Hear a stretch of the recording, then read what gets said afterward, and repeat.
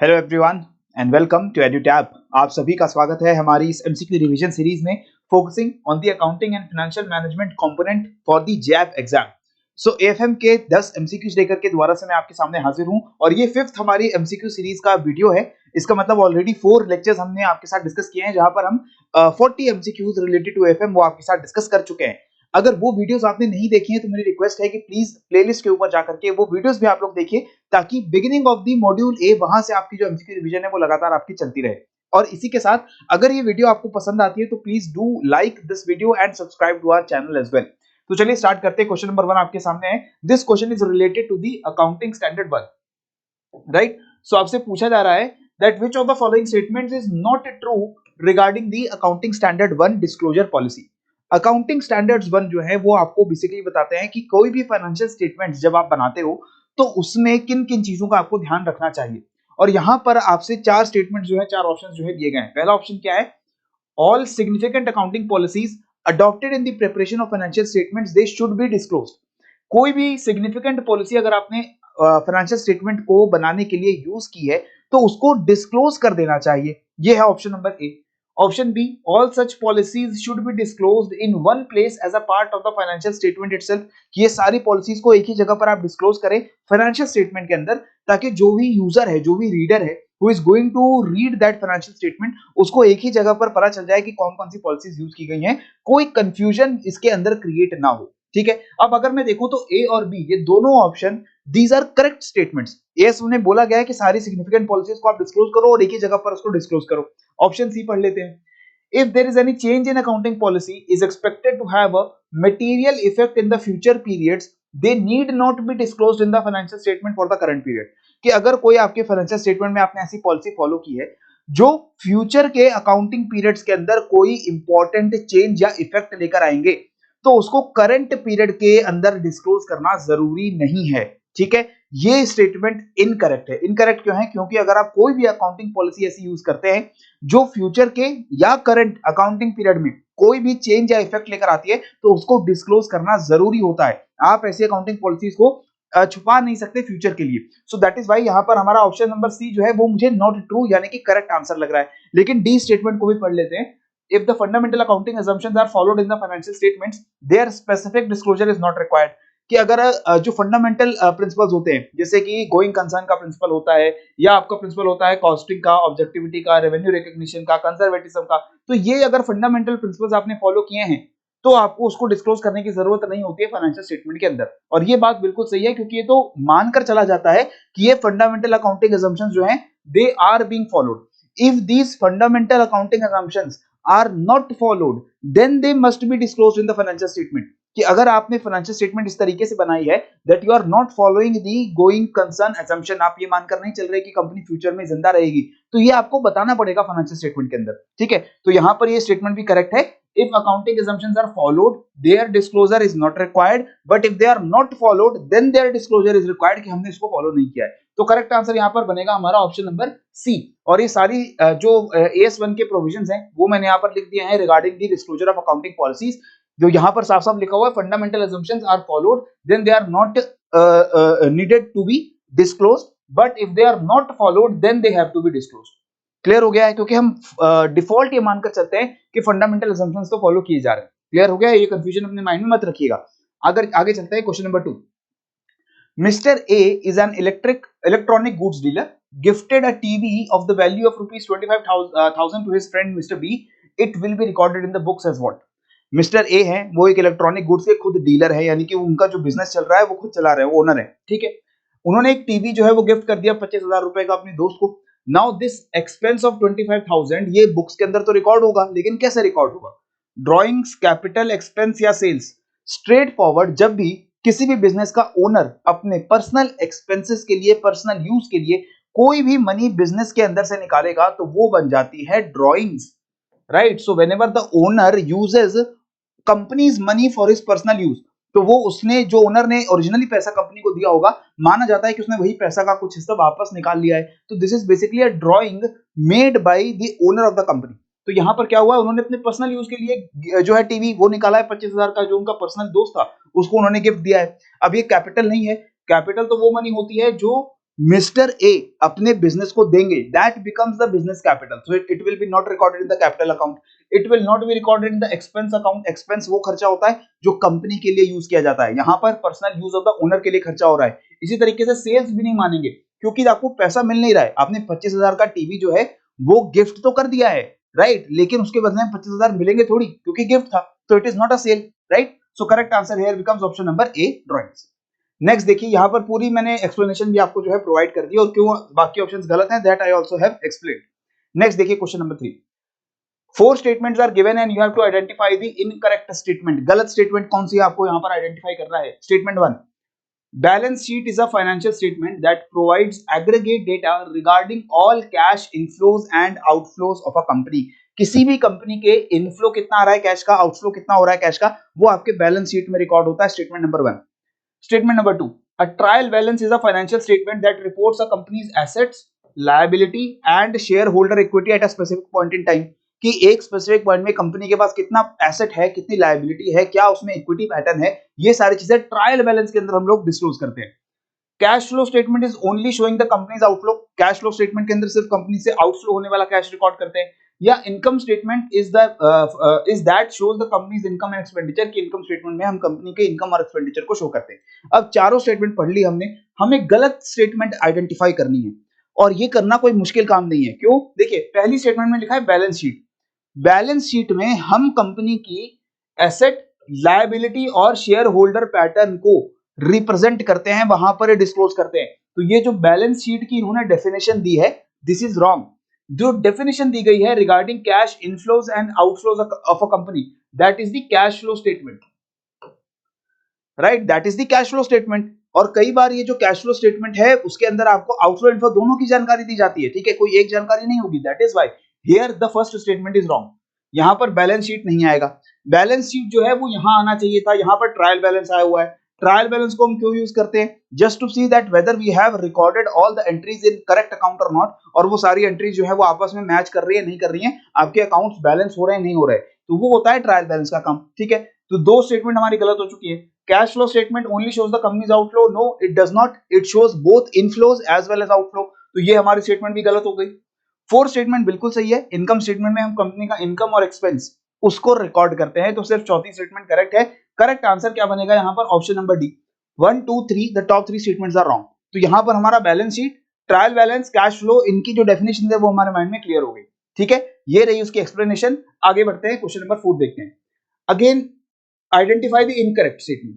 अब इसका ध्यान रखिएगा माय फ्रेंड्स, एग्जाम के अंदर भी बहुत सारी सिली मिस्टेक्स करने के चांसेस आपको बन जाते हैं जब क्वेश्चंस के अंदर इनकरेक्ट या करेक्ट स्टेटमेंट्स आपको पूछी गई होंगी।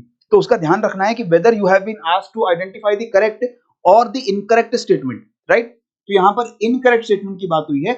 Generally sundry creditors are considered as current assets. जो सन्ड्री क्रेडिटर्स होते हैं, सन्ड्री क्रेडिटर्स बेसिकली आप समझ सकते हैं कि वो लोग जिनसे जिनको मतलब जिनसे आपने लोन लिया हुआ है, या फिर लोन लिया है या उधार पे उनसे कोई सामान लिया है, उधार पे आप उनसे जो है बिजनेस चला रहे हैं, तो वो होते हैं आपके क्रेडिटर। और सन्ड्री क्रेडिटर्स जैसे बहुत सारे छोटे छोटे क्रेडिटर्स होते हैं जिनसे अलग अलग तरीके के सामान आपने अपनी कंपनी में लिए हुए हैं, ठीक है। और ये सारे जो सामान है वो क्रेडिट के ऊपर लिए गए। अब now can they B assets? वो एसेट्स कैसे बनेंगे? Creditors will never be asset, they will be liabilities, they will not be asset. Asset कौन होता है? एसेट होते हैं डेटर्स, ठीक है। और यहां पर लिखा भी हुआ है debtors and bill receivable are recorded as current assets. अब यहां पर देख रहे हो, क्रेडिटर्स को भी बोला करंट एसेट, डेटर्स को भी बोला करंट एसेट, तो दोनों क्रेडिटर और डेटर वो एसेट तो नहीं हो सकते। इसका मतलब इन दोनों में से एक स्टेटमेंट रॉन्ग है, और वो रॉन्ग कौन सी स्टेटमेंट है? द स्टेटमेंट नंबर 1, ठीक है। तो यहां पर आपके जो डेटर्स हैं वो लोग जिन्होंने आपसे लोन लिया है, जिन्होंने आपसे उधार पे सामान लिया है, दोज आर डेटर्स। और बिल्स रिसीवेबल क्या होते हैं? वो बिल्स जो आपको रिसीव करने हैं दूसरों से, यानी कि पैसा जो है वो आपको लेना है दूसरों से, राइट। तो वो चीज ऑब्वियसली आपकी क्या बन जाती है? एसेट बन जाती है, जो फ्यूचर में आपको रिटर्न देने वाली है, ठीक है। ये डेटर भी आपको पैसा वापस करेंगे और ये बिल्स भी आपको जो है रिसीव होंगे। Octroi is a cost to the company. Octroi is a cost to the company. Octroi is basically tax जो आप गवर्नमेंट को देते हो, और गवर्नमेंट को जो टैक्स जाएगा तो वो टैक्स किसके हिस्से से जाएगा? वो कंपनी के हिस्से से जाएगा, so that is a cost to the company. And furniture is considered a fixed asset. Furniture जो है वो हमारा एक फिक्स्ड एसेट होता है, क्योंकि वो एक लंबे टाइम के लिए हम लोग उसको यूज करने वाले हैं, ठीक है। वो एक शॉर्ट पीरियड ऑफ टाइम के लिए फर्नीचर यूज नहीं होता है। So that is why if we identify the incorrect statement, तो यहाँ पर सिर्फ जो फर्स्ट स्टेटमेंट है वो गलत है। Only the first statement is wrong and the correct answer becomes option number D. I hope ये आपको क्लियर हुआ है। तो यहाँ पर हम देख सकते हैं जो हमारे सन्ड्री क्रेडिटर्स हैं ये वो पैसे होते हैं जो आपको अपने सप्लायर ऑफ गुड्स को पे करने हैं। इनसे आपने उधार पे सामान लिया हुआ था। मुझे शॉप चलानी है तो ऑब्वियसली पहले मैं कुछ सामान खरीदूंगा, उसको कस्टमर्स को बेचूंगा और उसके बीच का जो मार्जिन होगा वो मेरा प्रॉफिट होगा। लेकिन जो मुझे सामान खरीदना है मैं बोलता हूँ अपने सप्लायर्स को कि यार मुझे अभी सामान दे दो, ये कस्टमर्स को जब मैं बेच कर पैसा ले लूंगा तब आपको पैसा वापस कर दूंगा और ये उधार पे मुझे क्रेडिट पे सामान दे दो। तो these people they become basically the suppliers, they become the creditors. वो उन्होंने मुझे कुछ शॉर्ट टाइम के लिए उधार पे सामान दे रखा है, ठीक है। तो ये हमारे क्या बनते हैं, लायबिलिटीज बनते हैं, ना कि asset, right. So they will be a liability and that is why the first statement is wrong, rest all the statements are absolutely fine, ठीक है। आगे देखते हैं which among the following statement is correct। अब correct statement यहां पर ढूंढ के बताइए। क्रेडिट नोट की डेफिनेशन दी है, credit note is a document evidencing a debit to be raised against a party. पहली ही नजर में लग रहा है कि गलत है। क्रेडिट नोट है तो वो डेबिट की बात क्यों करेगा, क्रेडिट नोट में तो क्रेडिट की बात होनी चाहिए। So basically it is saying कि क्रेडिट नोट में आपका एक डेबिट है उसको रिकॉर्ड किया गया है कि एक डेबिट आप एक पार्टी के अगेंस्ट रेज कर दीजिए, ठीक है। No, this is not correct. Debit note is a document evidencing that the credit has been granted to the named person for the reason stated therein। अब अगर आपने किसी पर्सन को क्रेडिट जो है वो अगर डेजिग्नेट किया है तो उसके लिए डेबिट नोट थोड़ी होगा, उसके लिए तो क्रेडिट नोट काम आएगा। तो यहां पर आपको नहीं लग रहा क्रेडिट और डेबिट नोट की डेफिनेशंस को इंटरचेंज कर दिया गया है। So obviously both the statements are wrong, they are not our answer. A voucher showing a transaction that contains multiple debits but one credit is called a credit voucher। Again, this is not the definition of credit voucher। कोई भी voucher के अंदर अगर multiple credits या multiple debits हो रहे हैं और उसके कॉरेस्पॉन्डिंग एक क्रेडिट या डेबिट हो रहा है तो उसको हम बोलते हैं कंपाउंड वाउचर, ना कि क्रेडिट वाउचर, ठीक है। That is a compound voucher. When cash or check is received from the customer, a receipt for the same amount received is issued। Obviously, whenever हम पेमेंट एक्सेप्ट करते हैं तो उसके बदले में हम एक बिल जो है वो प्रोवाइड करते हैं कि आपसे मैंने इतना जो कैश है या इतना जो चेक है वो रिसीव कर लिया और उसका बिल आप रख लीजिए, इसको आप अपने अकाउंट बुक्स में वाउचर की तरह यूज कर लेना, राइट। तो हमारे यहाँ पर गलत स्टेटमेंट, सॉरी करेक्ट स्टेटमेंट यहाँ पर कौन सी हो गई, that option number D, when cash और cheque is received obviously we will issue a bill for the same. तो यहाँ क्रेडिट डेबिट की जो डेफिनेशन है वो इंटरचेंज कर दी गई थी और यहां पर जो है आपको कंपाउंड वाउचर की डेफिनेशन जो है वो दे दी गई थी और क्रेडिट नोट उसको बता दिया गया, ठीक है। क्वेश्चन नंबर 6 देखते हैं। Okay, which of the following statements are right. Now this is the conceptual kind of question, इसको ध्यान से देखिए। Quantitative characteristics are the attributes of accounting information that tend to enhance its understandability and usefulness। Accounting information understandable कितनी है, कितनी useful है, ये सारी चीजें जो हैं वो क्वांटिटेटिव कैरेक्टरिस्टिक से डिफाइन हो जाती हैं। Statement 1। Second statement, relevance means information should be free from error and bias. Error और बायस आपकी अकाउंटिंग इंफॉर्मेशन के अंदर नहीं हो तो उसको रेलेवेंस कहते हैं, लेकिन इसको रेलेवेंस नहीं कहते दोस्तों, इसको कहते हैं रिलायबिलिटी। रिलायबिलिटी का मतलब क्या होता है, कितनी भरोसेमंद स्टेटमेंट्स दे रहे हो आप, ठीक है। तो आपकी ट्रस्टवर्दीनेस क्या है, आपकी जो फाइनेंशियल स्टेटमेंट्स है उसमें जो इंफॉर्मेशन है, if that information is reliable और नॉट, वो कैसे डिसाइड होगा, वो तभी भरोसेमंद होगी, तभी रिलायबल होगी whenever there is no error and there is no bias। तो अगर एरर और बायस नहीं होगा तो हम कहेंगे कि yes it is a reliable kind of statement. तो ये तो स्टेटमेंट गलत लग रही है मुझे सेकंड वाली। थर्ड देख लेते हैं, relevance, understandability, reliability and comparability, these are the qualitative characteristics of the accounting information। This is absolutely right। qualitative characteristic, आपकी अकाउंटिंग इंफॉर्मेशन की क्वालिटी क्या है, कितनी क्वालिटीज हो सकती हैं, रेलेवेंस हो सकती है, यूजफुलनेस, कितनी यूजफुल इंफॉर्मेशन है उसके अंदर, अंडरस्टैंडेबिलिटी, कितना सिंपल तरीके से आपने उसको एक्सप्लेन किया है, क्या वो समझ आ सकती है या नहीं समझ आ सकती, रिलायबिलिटी, एरर और बायस तो नहीं है उसमें, आपने गलत इंफॉर्मेशन तो नहीं दी है तो वो रिलायबल हो गई, और कंपेरेबिलिटी कि क्या अलग अलग कंपनीज की स्टेटमेंट्स को आप कंपेयर कर सकते हो या एक ही कंपनी की स्टेटमेंट्स को मल्टीपल अकाउंट पीरियड में आप कंपेयर कर सकते हो, that is your comparability. So out of these मुझे पता चल गया कि second one is the wrong, relevance नहीं होता, एरर बायस, यहां से आपकी रिलायबिलिटी आती है, भरोसेमंद आता है। क्वांटिटेटिव की जगह यहां पर क्या आना चाहिए, क्वालिटेटिव, क्योंकि स्टेटमेंट 1 में लिखा है क्वांटिटेटिव कैरेक्टरिस्टिक्स आर इंफॉर्मेशन जो अंडरस्टैंडेबिलिटी और यूजफुलनेस को डिटरमिन करेंगे, नहीं, this is the quality of the information जिससे पता चलेगा कि उसकी अंडरस्टैंडेबिलिटी और यूजफुलनेस कितनी है।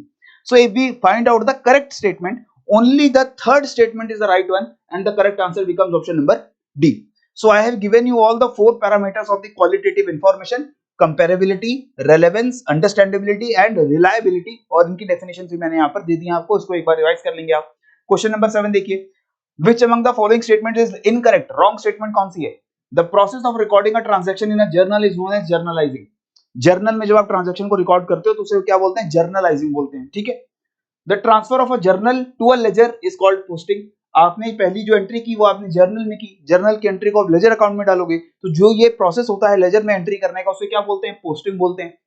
Journal reduces the possibility of an error. Journal बनाने से थोड़ी एरर की जो पॉसिबिलिटी है वो हमारी कम हो जाती है, ठीक है। Option number D, in journal all entries are recorded in the random order, कि जर्नल के अंदर जो भी एंट्रीज आ रही हैं उसको रैंडमली हम लोग रिकॉर्ड कर देते हैं, ठीक है। तो करेक्ट आंसर वो होगा जो स्टेटमेंट यहां पर इनकरेक्ट होगी, और वो है हमारा ऑप्शन नंबर डी, क्योंकि जर्नल के अंदर हम रैंडमली सारी एंट्रीज को जो है रिकॉर्ड नहीं कर देते हैं, ठीक है। We do not record it in the random order. बाकी जो हमारी सारी स्टेटमेंट्स है वो सही है। जर्नलाइजिंग, पोस्टिंग एंड एरर जो है वो कम हो जाता है अगर पहले जर्नल में करेंगे फिर लेजर में डालेंगे, तो ऑब्वियसली एक डबल चेकिंग वहां पर हो जाती है हमारी। तो basically in the journal which is the book of original entry we try to find out the transaction जो कि क्रोनोलॉजिकल ऑर्डर में रिकॉर्ड की गई हो, तो इसलिए जर्नल के अंदर भी हम कोशिश करते हैं कि we include transactions in the chronological order.